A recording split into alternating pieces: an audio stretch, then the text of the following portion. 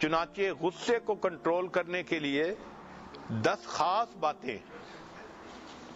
پہلی بات کہ جب غصہ آئے اعوذ باللہ من الشیطان الرجیم پڑھے تاکہ شیطان بھاگ جائے اور انسان کا غصہ کم ہو جائے. دوسرا پوائنٹ کہ انسان غصے کی حالت میں خاموش ہو جائے. حدیث مبارکہ میں بھی ہے کہ جب تمہیں غصہ آئے تو تم چپ ہو جایا کرو. تیسرا پوائنٹ کہ غصے میں انسان کھڑا ہو تو بیٹھ جائے، بیٹھا ہو تو لیٹ جائے، اور پھر بھی غصہ نہ ختم ہو تو اپنی جگہ کو بدل لے. پھر غصہ آئے تو انسان کو چاہیے کہ وہ مسکرا کے بات کرنے کی کوشش کرے. گو یہ مشکل ہے مگر غصے میں مسکرانا اللہ کو پسند آتا ہے. ایک اعرابی دیہاتی آئے اور اللہ کے حبیب صلی اللہ علیہ وسلم سے بات کرتے ہوئے اس نے چادر کھینچی. چادر کھینچنے سے اللہ کے حبیب صلی اللہ علیہ وسلم کو تکلیف ہوئی، مگر نبی علیہ السلام نے مسکرا کر فرمایا کہ اس کو کچھ مال دے دو، یہ مجھ سے کچھ مال مانگنا چاہتا ہے. تو اللہ کے حبیب صلی اللہ علیہ وسلم نے پریکٹیکلی دکھا دیا کہ دیکھو غصے کی حالت میں بھی انسان کو اگر اپنے اوپر کنٹرول ہو تو وہ مسکرا سکتا ہے. حدیث پاک میں ہے جو شخص غصہ پیے گا اللہ تعالیٰ قیامت کے دن اس سے اپنے عذاب کو دور کر دیں گے. غصہ انسان کے ایمان کو اس طرح خراب کر دیتا ہے جیسے سرکہ شہد کو خراب کر دیتا ہے. ایک صحابی نے نبی علیہ الصلوۃ والسلام سے نصیحت پوچھی، اے اللہ کے نبی مجھے نصیحت فرما دیجئے. نبی علیہ السلام نے فرمایا لا تغضب، تم غصہ نہ کیا کرو. چنانچہ جو شخص غصے کو پی لیتا ہے وہ اپنے شیطان کو پچھاڑ دیتا ہے، اس کو ہرا دیتا ہے. ایک حدیث پاک میں ہے الجامع میں نبی علیہ السلام نے فرمایا تم غصہ نہ کیا کرو، جنت تمہاری ہو جائے گی.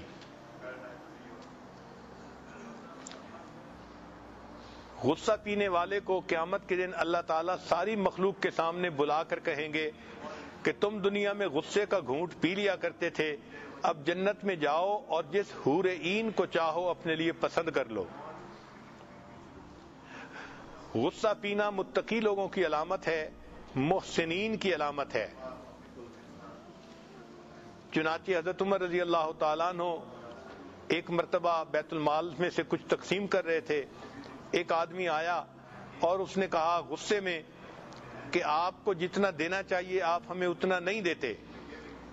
حر رضی اللہ تعالیٰ عنہ قریب تھے، انہوں نے عمر لانو کو دیکھا تو فرمایا وَأَعْرِضْ عَنِ الْجَاهِلِينَ، تو عمر لانو کا غصہ سارا ختم ہو گیا. یعنی صحابہ کرام کا مزاج ایسا تھا، قرآن مجید کی آیت پڑھی جاتی تھی اور ان کو اپنے اوپر قابو نصیب ہو جاتا تھا.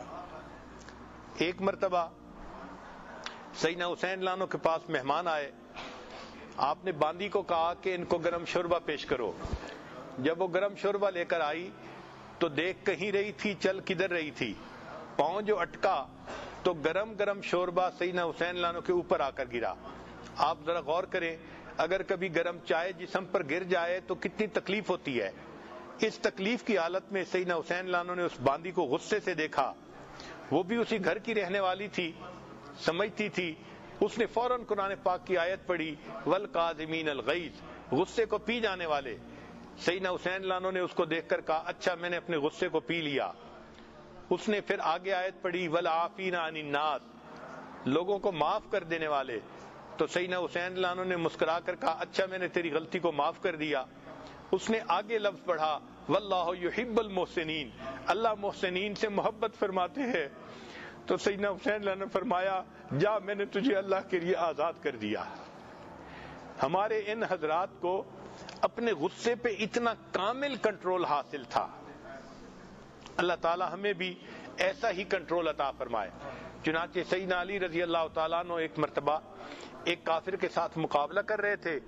آپ نے اس کو گرایا اور قریب تھا کہ خنجر سے اس کا کام تمام کرتے. اس نے حضرت علی عنہ کے چہرے پہ تھوک دیا. جب اس نے چہرے پہ تھوکا تو حضرت علی عنہ نے اس کو چھوڑ دیا.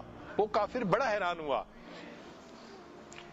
کہ میں نے تو آپ کے چہرے پہ تھوکا تھا اور آپ نے مجھے چھوڑ دیا. فرمایا کہ میں اس سے پہلے تمہیں اللہ کے لیے قتل کرنا چاہتا تھا. جب تم نے مجھے چہرے پہ تھوکا تو میرے اپنے دل میں غصہ آ گیا. اب میں اپنی ذات کے غصے کے لیے کچھ نہیں کرنا چاہتا. سبحان اللہ, اللہ نے ان کو کیا کمال عطا فرمایا تھا کہ اس غصے کی حالت میں بھی وہ فرق کر سکتے تھے کہ یہ غصہ اللہ کے لیے ہے اور یہ غصہ اپنے نفس کے لیے ہے. چنانچہ ایک بزرگ تھے, وہ ایک مرتبہ اپنے شاگرد کو مارنے لگے. تو جب شاگرد کو مارنے لگے تو شاگرد کہنے لگا مجھے اللہ کے لیے معاف کر دیں.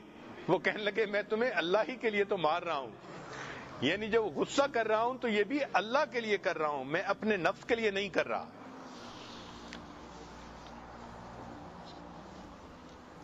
اسٹیٹسٹکس یہ بتاتی ہے کہ نوجوانوں کو غصہ زیادہ آتا ہے, جو بچے والے ہوں, فیملی والے ہوں, ان کو غصہ زیادہ آتا ہے, جاہلوں کو غصہ زیادہ آتا ہے, اور جن کے پاس مال کم ہو ان کو غصہ زیادہ آتا ہے. ہمیں چاہیے کہ ہم اپنے غصے کو کنٹرول کریں.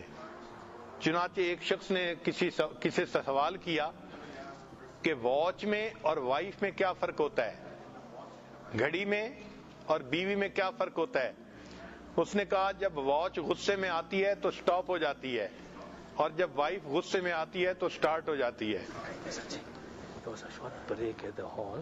You can start from number 5 again. Point number 5. There was a break in the transmission. So number 5 point you can start again. Point number 5.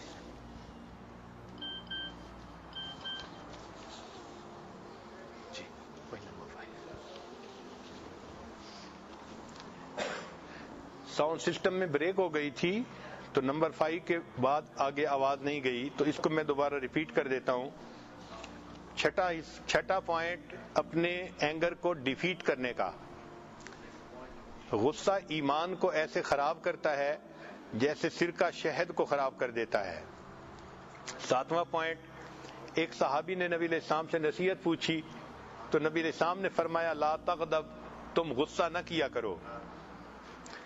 8واں point کہ حدیث پاک میں آتا ہے کہ جو شخص غصہ پیے گا اللہ تعالیٰ قیامت کے دن اس کو بڑا اجر عطا فرمائیں گے. 9واں پوائنٹ, غصہ پینے والا انسان اپنے شیطان کو ہرا دیتا ہے, اس کی جیت ہو جاتی ہے. 10واں پوائنٹ حدیث پاک میں ہے کہ تم غصہ نہ کیا کرو, جنت تمہاری ہو جائے گی. اور 11واں پوائنٹ کہ غصہ پینے والے کو اللہ تعالیٰ قیامت کے دن ساری مخلوق کے سامنے بلا کر کہیں گے میرے بندے تم غصے کا گھونٹ پی جایا کرتے تھے, جنت میں داخل ہو جاؤ اور جس حور عین کو چاہو اپنے لیے پسند کر لو. 12واں پوائنٹ کہ غصہ پینا متقی لوگوں کی علامت ہے اور غصہ پینا محسنین نیکوکاروں کی علامت ہے. حضرت عمر رضی اللہ تعالیٰ عنہ ایک مرتبہ بیت المال میں سے کچھ تقسیم کر رہے تھے. ایک دیہاتی بندہ آیا اور اس نے کہا کہ امیر المومنین آپ کو جتنا دینا چاہیے آپ ہمیں اتنا نہیں دیتے. تو اس بات پہ عمر لانو کی طبیعت میں غصہ آیا. حر رضی اللہ عنہ ایک صحابی ساتھ تھے, انہوں نے قرآن کی آیت پڑھی امیر المومنین وَأَعْرِضْ عَنِ الْجَاهِلِينَ, جاہلوں سے اعراض کر لیجئے. تو عمر لانو کا سارا غصہ ہی ختم ہو گیا.